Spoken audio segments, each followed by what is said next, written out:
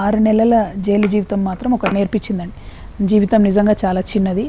చేయాలనుకున్న పనులు చాలా బలంగా సీరియస్నెస్తో సిన్సియారిటీతో చేయాలని జైలు జీవితం అయితే నేర్పించింది. అన్నిటికన్నా ఎక్కువ ఆత్మగౌరవం ఇంపార్టెంట్ అన్నది కూడా జైలు జీవితం నేర్పించిందండి. అక్కడ నిజంగా కూడా ఉండేటటువంటి పేద ప్రజల్ని, మన పక్కన ఉన్నటువంటి అనేక మంది మహిళల్ని చూసినప్పుడు అసలు సరే చిన్నప్పటి నుంచి కూడా పుస్తకాలు చదవడం అలవాటు, అనేక దేశాలలో అణగారిన వర్గాల గురించి తెలిసినటువంటి అంశం ఒక పక్కన ఉన్నా కూడా ప్రత్యక్షంగా చూడడం వేరు, ప్రత్యక్షంగా జీవితం పంచుకోవడం వేరు. నాతో పాటు నా సెల్లో ఉన్న వాళ్ళు కానీ అక్కడ ఉన్నటువంటి అనేక మంది లైఫ్స్ చూస్తే మాత్రం అంటే పేదరికాన్ని అనుభవించడం వేరండి. పేదరికం గురించి తెలియడం వేరు, అనుభవించడం వేరు. నేను ఫస్ట్ నుంచి కూడా కంఫర్టబుల్ కుటుంబంలో ఉన్నా. నాకు అంతో ఎంతో ఫుడ్కి ఎప్పుడు గోల్డ్ స్పూన్ అని చెప్పాను నేను.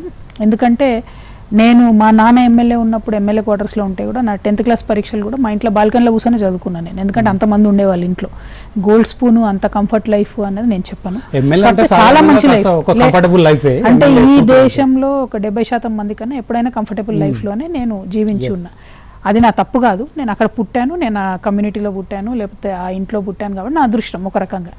కానీ ఎప్పుడైనా కూడా పేదల పక్షాన్ని నాన్న ఆలోచించారు. అటువంటి పుస్తకాలే చిన్నప్పటి నుంచి చదివినాం కాబట్టి ఐడియా ఉంది బాధపడుతున్నారు ఇంతమంది ప్రజలని. కానీ జైల్లో ఉన్నప్పుడు ప్రత్యక్షంగా అంతమందితో ఇంటరాక్ట్ అవ్వడం, వాళ్ళని చూడడం.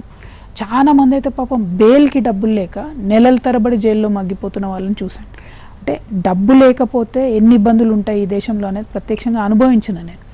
డెఫినెట్గా నన్ను మార్చిందండి, ఒక చాలా సీరియస్గా మార్చి. కష్టాలు అనుభవించే వాళ్ళ బాధలు తెలియాలంటే మనం కూడా కష్టం అనుభవించాలి.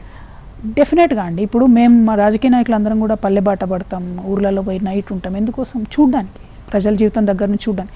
కానీ నేను మంచికో చెడుకో నాకు 6 నెలల అవకాశం వచ్చింది పేద ప్రజల జీవితాన్ని అబ్జర్వ్ చేయడానికి, వాళ్ళకుండే రకరకాల కష్టాలు గమనించడానికి. అది డెఫినెట్గా it change me as a human being. దాని నుంచి నేను ఏం చేస్తాను, what can I do for them అన్నది మాత్రం నేను ఆలోచించుకున్నా డీప్గా. రెస్ట్ ఆఫ్ మై లైఫ్ ప్రజల కోసమే ఉంటా అండి నేను ఖచ్చితంగా, చాలా సీరియస్గా.